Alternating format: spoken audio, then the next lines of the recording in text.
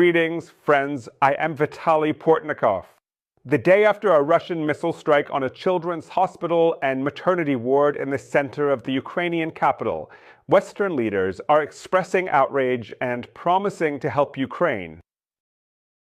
However, the most important question that arises after hearing these statements: how else can the West help Ukraine in any other way if no specific security guarantees are foreseen for a country being attacked by Russia? US President Joe Biden and European leaders are currently making powerful statements condemning Russian President Vladimir Putin and the Russian military just as the NATO summit is convening. At this meeting, there are no plans to even invite Ukraine to join the alliance. The membership of Ukraine in an organization that could protect it from Russian aggression is not even being discussed today. The President of the United States stated that the condition for Ukraine's entry into the alliance is its victory over Russia. It is not specified how a victory of a small state with a population of 30 million over a nuclear power with a population of about 120 to 130 million should look. It is quite clear that Western leaders themselves do not understand how Ukraine is supposed to not only achieve victory over Russia, but also ensure the security of its territory from further Russian attacks. What happened in Kiev serves as another reminder. Ukraine can guarantee its existence and security in a military confrontation with Russia. I am not even mentioning victory here. Only if it becomes part of the West. Yes, in fact, the Russian leadership does not hide this. On the territory of Ukraine, Russia is waging a war against Western countries. It is trying to prove to the West that the United States and European countries should not interfere in Russia's sphere of influence. And Ukraine, like other former Soviet republics, is considered by Moscow to be within this sphere of influence. Therefore, the Russian leadership sees nothing unusual in strikes on civilian targets. For Russian President Vladimir Putin, the residents of Ukraine are simply people who found themselves in territory occupied by the West. And he has absolutely every right to strike any and all targets in this territory, as it is undoubtedly a target that falls under some historical and moral responsibility of Russia. And as is well known, for the Russian leadership, destroying their own citizens is also part of a long-standing historical tradition. The West can indeed express outrage over the Russian strike on the children's hospital for quite a long time. We have already encountered such brutality during the years of this war.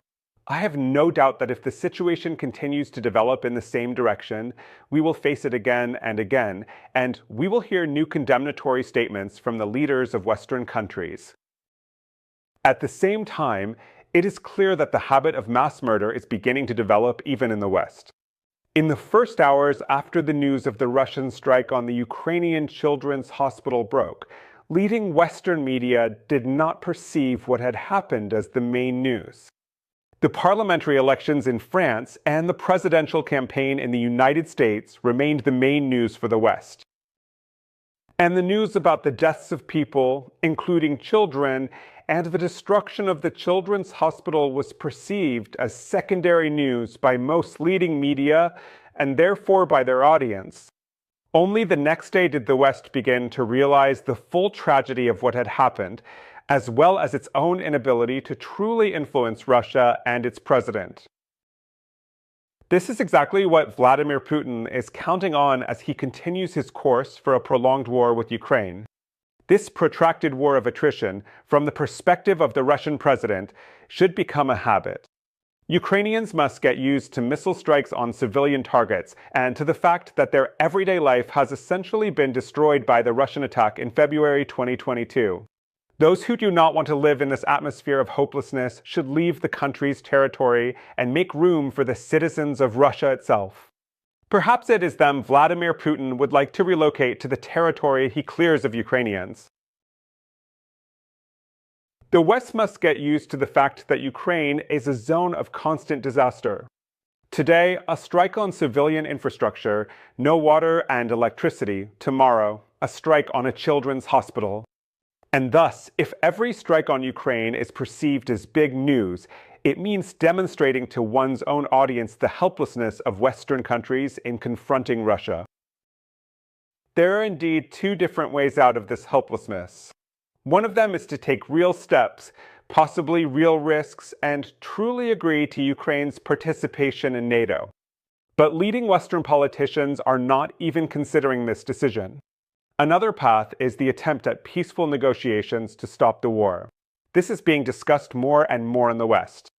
And politicians like Hungarian Prime Minister Viktor Orbán claim that there is no alternative other than peaceful negotiations with an understanding of Vladimir Putin's desires. But for Vladimir Putin himself, of course, this second option is completely uninteresting. Vladimir Putin insists on the capitulation of Ukraine. That is, he aims to create conditions under which he could integrate the territory of the neighboring country into Russia without significant costs and sacrifices. This is exactly what Vladimir Putin is preparing for.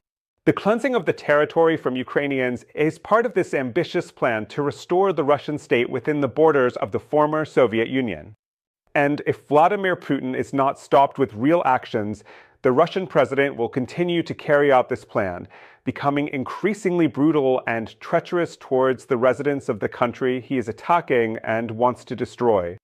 The West must eventually come to terms with the real intentions of Vladimir Putin, and not attempts to find some golden mean in relations with Russia and regarding Russia's war against Ukraine are obviously doomed to obvious and clearly undeniable rights.